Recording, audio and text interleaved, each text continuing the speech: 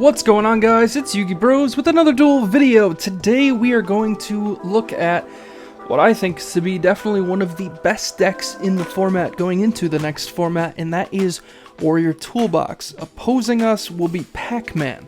PACMAN, another big deck that a lot of people are speculating will be pretty good coming out of this next format, considering it got a lot of its options. Now, obviously, as you know, until Speed Duel Box drops officially, we can't play on the Speed Duel version, so we gotta stack these cards here, special summon our Link monsters from our extra deck that are our skills, and then go ahead and play. So, starting it off, we open Cosmic Cyclone, Widespread Ruin, Exiled Force, and Shrink. Now, this deck has a lot of new options to it. As you can see here, all four of these are brand new to Speed Duels. All four of these are definitely relevant. And the way Toolbox kind of works is like, now we have reinforcements of the army at 3, so we can play less warriors, less number of warriors, and more different warriors to kind of facilitate whatever we need in the specific situation. With that, we're playing my new favorite skill out of this set, and that is No More Mrs. Nice Mind. Once per turn, when your monster inflicts battle damage to your opponent, destroy one spell or trap on the field. Keep in mind this is mandatory, so if you are the only one with spell and traps when you're inflicting damage, you have to destroy your own. But it's a small price to pay with such a BS effect. I think that's perfectly okay. Our opponent is actually playing the same skill, so I don't have to explain it twice. And the way PACMAN works is you have a bunch of these monsters that say once per turn you can change them to face down defense position. When they are flip summoned, you get to do the following. With Swarm of Scarabs, it's target a monster your opponent controls and destroy it. With Death Lakota, it is draw one card. And with Swarm of Locusts, which we did not open, it is target a spell or trap card your opponent controls and destroy it. So we have Monster Spell and Trap Hate, and we have Draw Power so we can get further into our deck. Accompanying that, we have both Waboku and Book of Moon to help facilitate flipping things back face down, and Waboku to survive, basically. The reason we're not playing something like Negate Attack in the main deck, for example, here, is simply because we don't want our opponent to like Cosmic Cyclone the thing before battle phase, and us not be able to chain. That's why we're playing both Book and Waboku. These are both chainable, so they're both relevant no matter when your opponent uses the card. And we are also playing Windstorm as well. So we're going to start up with just setting 2 and passing. So they draw into another Death Lakota, and they are going to summon the Swarm of Scarabs. Kind of ballsy play on their part, but they are playing this skill, so they want to try to inflict damage and pop some back row, try to gain some advantage as fast as possible, setting both Book and Waboku, going into battle phase and having Scarabs attack, only to get Widespread Ruined. That is the one downside if you're playing PACMAN. Usually you want to play the slow and steady race, but we decided to try out and go heavy, and unfortunately it bit us in the butt. Now we are going to draw into Command Knight and normal summon Command Knight. We're going to set the Shrink face down. We're going to have Command Knight swing in for 1600, and they're going to book it face down. So that keeps us from popping spell and traps with our skill. So they'll draw into their turn. They draw another Waboku. They set a Lakota.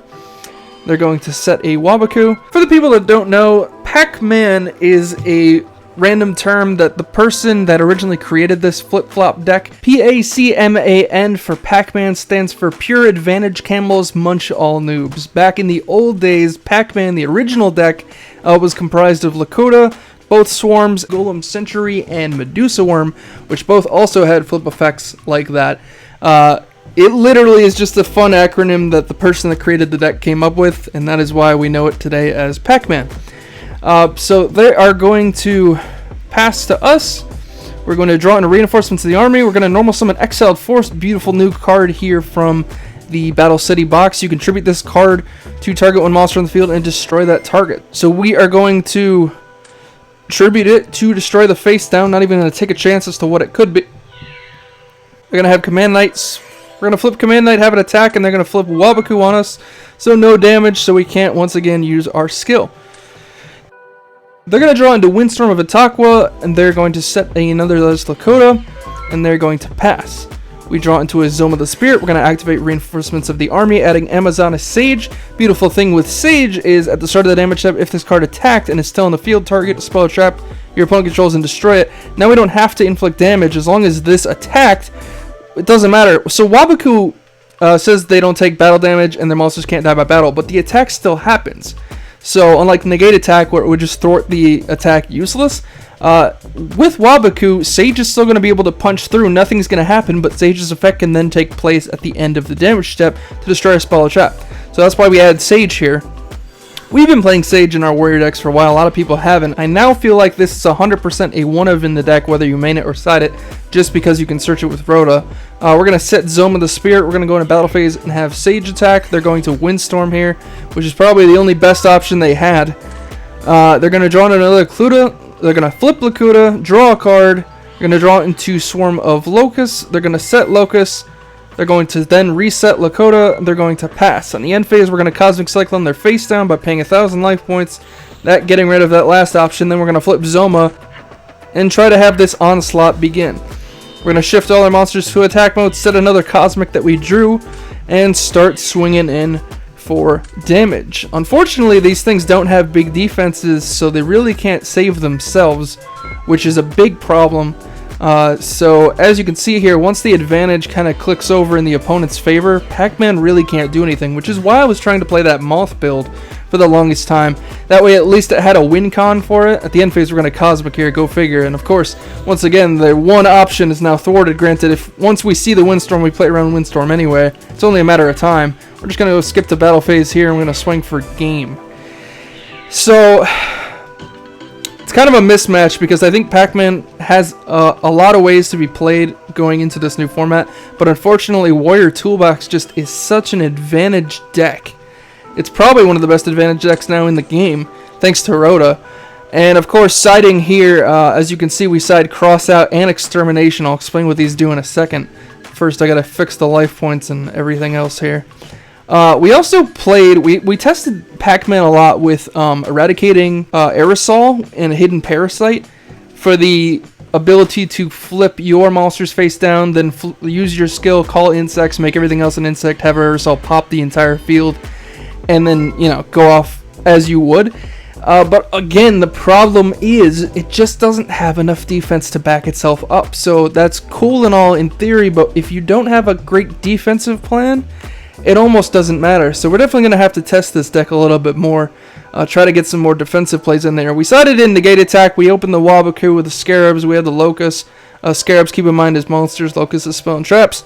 They're going to pass to us, and we have everything to deal with this. We're going to YOLO an even or odd. We're going to have Extermination target this face down. Extermination says select, destroy, and remove from play and or target and banish in today's world one face down spell or trap card. If it was a trap card, both players must remove from play all copies, aka banish, all copies of that card from their decks. So we hit their Negate Attack, which now forces them to banish the other copy of Negate Attack. We don't play Negate Attack, so that's that. Then we're going to Cosmic Cyclone the other one. They're going to chain Wabaku, so at least they have the ability here to stall for a turn and not take any damage. But then we're just going to cross out their monster.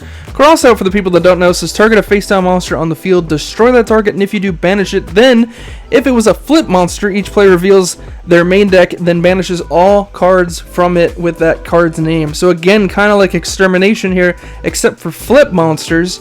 The Extermination works, does it for traps. Both cards are really powerful going into this, going into Speed Duels in general. If it wasn't for Cosmic Cyclone kind of taking over the show, everyone would have been maining this for sure. But now this is more a side deck option. This is the main deck option. And Crossout just murders anything flip effects. So Moth players, beware. If you're still playing Dekoichi, watch out for this card. This card's very powerful. That's why we were playing the other version without Dekoichi in the last video. We're going to set Dawn Zalug. Normally, if this card inflicts battle damage, you can do one of the two effects. You can either send the top two cards of your opponent's deck to the grave, or you can discard a random card from your opponent's hand. Normally, we would just then normal summon this, punch, and discard this card, but they did Wabaku earlier, so we won't be doing any battle damage this turn. So we'll just set it. It's 1500 defense. It's not the worst. We know PACMAN's probably not getting over it in one turn. And, of course, they draw into something that's not going to help. We draw to ROTA, but doesn't matter. We have everything we need already. We're going to Exile Force the face down. We're going to then flip Dawn Zalug. We're going to have Dawn Zalug punch in for 1400 and discard the card from their hand. And as you can see, guys, at this point, this deck is just murdering the opponent. Like, they have one of the best slow and steady decks playing against us, and they can't do anything. I would say that burn would be the way to deal with this now, but that skill, the Taya Gardner skill that prevents all effect damage on your turn, which probably everyone's going to side from this point forward, as long as burn exists as a deck, makes it so that burn's probably just going to be irrelevant, and this deck just handles anything it goes against. Now Donzalug is 1800 because of Command Knight. That's really strong. They're going to Windstorm here. We didn't play around that, but hey, it's okay. We have the advantage. We have a Zoma face down. They're going to set Lakota on the end phase. We'll flip Zoma. And as you can see, we don't even need the Rota we just drew. We have it all. Even if they had back row and it wasn't chainable, we could pop it with this. We have all of our monsters going off all at once. It's just an onslaught. So that's a real quick 2-0 for Warriors. And let me show you guys the deck list. So for the PACMAN list, we could play the No More Misses Nice Mai. If you were playing the Hidden Parasite build that I had mentioned before, the only differences were replace the Offerings to the Dooms with Eradicating Aerosols. But basically it would be 3 Lakuta, 3 Swarm of Scarabs, 3 Swarm of Locusts, 2 Offerings and or Eradicating, 3 Book of Moon, 3 Wabakuta, 3 Windstorm. Everything is chainable. Side deck is 3 Hammer Shot, 3 Negate Attack. You're never going to have a high attack monster in the field, and this card destroys a monster on the field with the highest attack, so it's pretty good there. And then 3 more ways to negate and or end the battle phase is Negate Attack, but I only have this in the side deck because if you main this and they play something to stop you, to destroy your spell and traps before the battle phase, you can't chain it, so I feel like these are just better options. Another option, if you're either wanting more chainable things or don't have Storm or Windstorm, is Zero Gravity, which is going to be in the battle set, which is literally Windstorm, but it's all monsters on the field versus just the opponents. But it's still a good option nonetheless. But let's go into the deck of the format. But let's talk about the elephant in the room, that being Warrior Toolbox. Definitely what I consider to be one of the best decks going into next format. We're starting it off with 1 Swift guy. We never drew this, but if this card's the only card in your hand, you can normal summon it without attributing. Seems pretty good. It's 2300.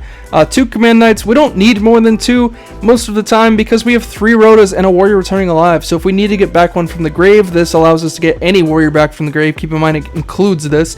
And this searches a level 4 or lower Warrior from our deck to our hand. So it's like we're playing 5 copies of Command Knight. So we always have Command Knight if we want it, but we don't need to max it out, especially in a 20 card deck, 20 to 30 card deck in like speed duels in general. Most of these things you're just playing as one-ofs because you want every option available to you. 1 Blade Knight because it still goes to 2000 if you have 1 or less cards in your hand. And of course, if you control no other monsters, the effects of flip effect monsters destroyed by battle with this card are negated. It's a little cute extra effect if we didn't already have the cross out in the side deck. We are playing 1 Gearfruit in the main still, just for the moth decks, just in case, We could obviously sub this out for Swordswoman and vice versa, depending on how you're going into the format. 1 Amazon Sage. Like I said, this is just really good to be extra spell and trap destruction. 1 Donzalug. This card is clutch, guys. Before, this wasn't really good because you never knew when you were going to draw into it, so you'd rather have consistency rather than when you could see this card. But now, playing 3 Rota and this, you can see this whenever you want to see it, and its effect to murder the hand is just so powerful, and then 1 Exiled Force, obviously, to get rid of any problematic card on the field. The 3 Rota, obviously, and the 1 Warrior returning alive, so it's like we're playing 4 extra copies of whatever we want. 3 extra copies of every level 4 monster, an extra copy of Swift if we need it, or any of these. 1 Offerings to the Doomed. Like I said, this deck is so toolboxy, so we can kind of use whatever we want here to our advantage. So 1 Offerings to the Doomed, really nice, just a spot removal card if you need it. 1 Shrink. This card is real clutch. Target a face-up monster on the field. Its original attack becomes halved until the end of the turn. Really good, allows your weaker monsters to always get over something. Or if they attack into you, damage step, you flip this, and now all of a sudden you're gaining effects on their turn. Double Cosmic Cyclone. I think this is just obviously a staple in everything moving forward. Triple Widespread Ruin. We never drew this, but this card is the new trap to play if you're not trying to slow down your opponent with something like Wabaku. This is the new Poor Man's Sucker at Your Armor. And then Triple Zoma the Spirit, because this card is still insane as always. Going into the side deck, we have the 1 Swordswoman to bounce back damage. Like I said, you could swap this with Gearfried if you wanted to. One normal and a cross-out card is super clutch, might bump into 2 depending on where the format goes. Same with normal and extermination, might bump into 2 depending on where the format goes. One hammer shot for those big monster decks that are always bigger than you. Hammer shot is the best option to get rid of those. Another spot removal, Offerings to the Doomed, and a Lost Wind. This card will be really clutch depending on the format. If the format is such summon monsters such as Relinquished or something, Lost Wind will definitely see more play, but I don't want to main it until we get to know what the format is yet. And like I said before, the skill No More Misses Nice My, I think is the best thing to complement stuff like this, decks that are just obnoxiously powerful like this. Extra Spell and Trap Hate is never a bad thing. You already have this and this in the main deck. If with this skill you have Extra Spell and Trap Destruction and this card as well, I just think the deck speaks for itself as to how powerful it can actually truly be at this point. But guys, those are my thoughts. What do you think? Leave a comment in the comments down below. Please comment, like, and subscribe. As always, click that notification bell to get all of our latest updates. What did you think about these decks? Do you think that Warrior Toolbox will be a legitimate threat going forward? And do you think PACMAN has some untapped potential I have yet to apparently see? Leave your comments down below, and I can't wait to show you guys what I got next time. Yugi Bros out.